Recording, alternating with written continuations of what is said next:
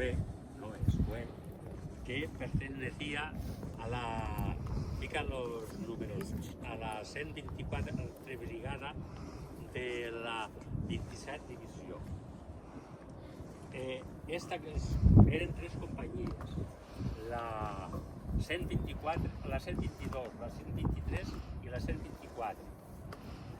Y en esta, a la 24, le decían la bruja, porque la utilizaron para enviarla a diferentes sitios a taponar brechas que el enemigo había abierto en el frente.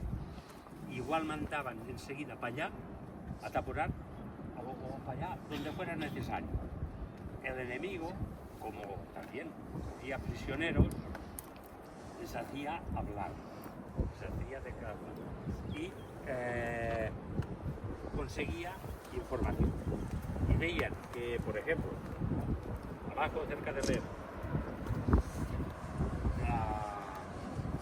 de la 124 brigada, sí, la 124 brigada está en Pando, que hemos cogido otro día a otro sitio, hacían muchos sabotajes, se infiltraban detrás de las líneas enemigas y estaban encargados de hacer sabotajes. Y de aquí viene que le pusieron el nombre de la bruja. Y de aquí viene que su escudo luego, cuando adoptaron el banderín, es una bruja con la escoba volando de aquí para allá. Esto es la bruja. Y esas tres brigadas,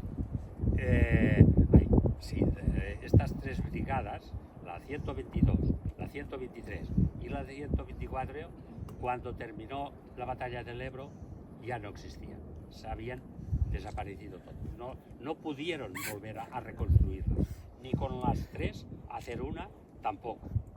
Casi murieron todos. Unos prisioneros, los otros fusilados, los otros muertos en combate y aquí estuvo la bruja también. Por este motivo hemos puesto el banderín de la bruja.